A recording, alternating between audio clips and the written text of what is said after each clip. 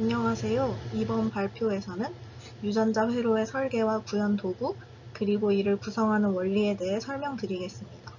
특히 논리 게이트를 기반으로 한 회로 설계 전략을 중심으로 다룰 예정입니다. 먼저 합성 생물학이 무엇인지부터 알아야겠죠. 말 그대로 생물학적 시스템을 설계하고 재조립해서 새로운 기능을 만들거나 기존 시스템을 개선하는 융합학문입니다. 우리가 기존에 자연에서 관찰만 하던 생명체를 이제는 공학적 관점으로 직접 설계하는 것이죠. 특히 2010년 이후로는 이 분야가 표준화된 유전자 회로를 기반으로 빠르게 확장되고 있습니다. 유전자 회로는 크게 세 가지 유형으로 나뉩니다. 첫 번째는 토글 스위치로 두 개의 출력 상태 사이를 안정적으로 유지하거나 전환할 수 있는 회로입니다. 두 번째는 오실레이터로 특정 시간 간격으로 유전자가 주기적으로 발현되도록 설계된 회로입니다. 세 번째는 로직 게이트로 전자 회로와 유사하게 AND, OR, NOT과 같은 논리 연산을 수행하는 회로입니다. 이런 논리 회로는 다양한 입력 조합에 따라 세포의 출력을 제어할 수 있어 합성 생물학에서 핵심적으로 사용됩니다. 그러면 논리 게이트에 대해서 좀 더 자세히 말씀드리겠습니다. 전자공학에서 쓰이는 그 논리 연산이 맞습니다.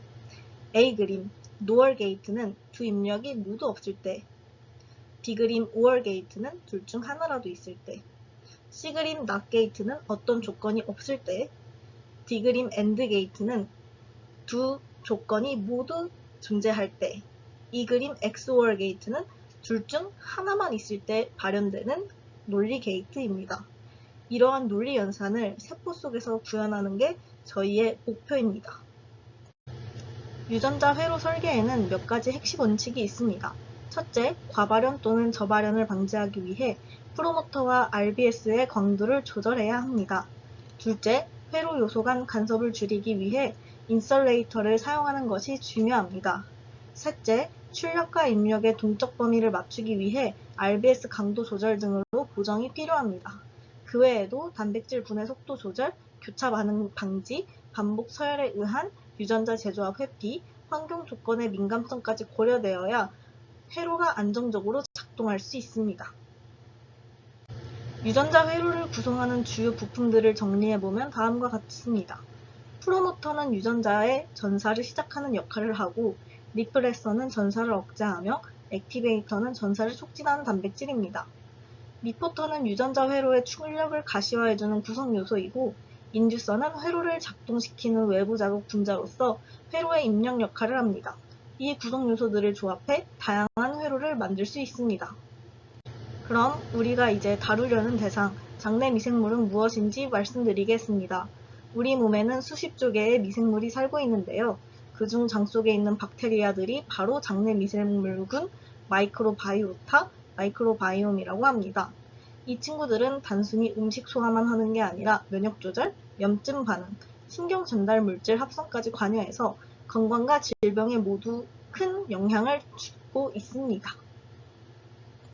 본격적으로 응용 이야기를 시작해 보도록 하겠습니다. 장내 미생물을 치료에 활용하는 방법은 점점 구체화되고 있습니다.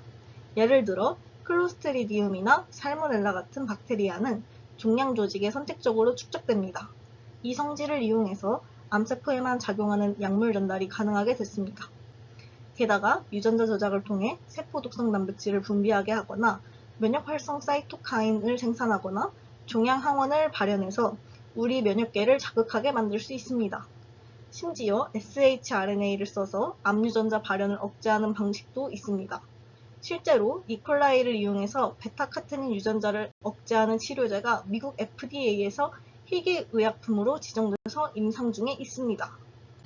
지금 보시는 그림은 유전자 회로를 이용해 전자공학의 논리 게이트 구조를 생물학적으로 구현한 예시입니다. 총 5가지 게이트, 즉 AND, NOT, NOR, XOR, OR 게이트가 각각 어떤 식으로 유전자 발현을 조절하는지 보여주고 있습니다. 먼저 A 그림은 AND 게이트입니다. 여기서는 두 개의 전사인자 TFX와 TFY가 각각 결합 부위인 OX와 OY에 모두 존재해야만 RNA 폴리머레이즈가 프로모터에 접근하고 그 결과 유전자가 발현이 됩니다. 둘 중에 하나라도 없으면 발현이 되지 않기 때문에 입력 두 개가 모두 1일 때만 작동하는 회로라고 볼 수 있습니다. 다음은 B 그림, NOT 게이트입니다. 이 회로에서는 TF가 존재하면 유전자 발현이 억제되고 없을 때만 발현됩니다. TF가 결합 부위에 붙으면 RNA 폴리머레이즈의 접근을 방해하므로 전사가 일어나지 않고 반대로 TF가 없을 경우에는 방해가 없어서 전사가 일어나는 구조입니다. C그림은 노얼 게이트입니다. TFX와 TFY가 둘 다 없을 때만 유전자가 발현되도록 설계되어 있습니다. 둘 중 하나라도 존재하면 유전자 발현은 억제되고 둘 다 사라졌을 때만 RNA 폴리머레이즈가 프로모터에 접근할 수 있어 전사가 가능합니다. 즉, 입력이 모두 0일 때만 작동하는 구조입니다. D그림은 XOR 게이트입니다. 이 회로는 입력 2개 중 하나만 있을 때 유전자 발현이 일어나고 둘 다 존재하면 오히려 발현이 억제됩니다. 각각의 TF가 단독으로 있을 때는 RNA 폴리머레이즈를 활성화할 수 있지만 두 TF가 동시에 존재하면 상호작용으로 인해 억제 효과가 생기게 설계된 회로입니다. 그래서 정확히 하나만 존재할 때만 유전자가 발현되는 특징이 있습니다. 마지막으로 2번은 OR 게이트입니다. TFX 또는 TFY 둘 중 하나라도 존재하면 유전자 발현이 일어납니다. 둘 다 있어도 문제없고 하나만 있어도 작동하는 가장 단순하고 유연한 회로입니다. 즉, 입력 둘 중 하나라도 1이면 작동하는 구조입니다.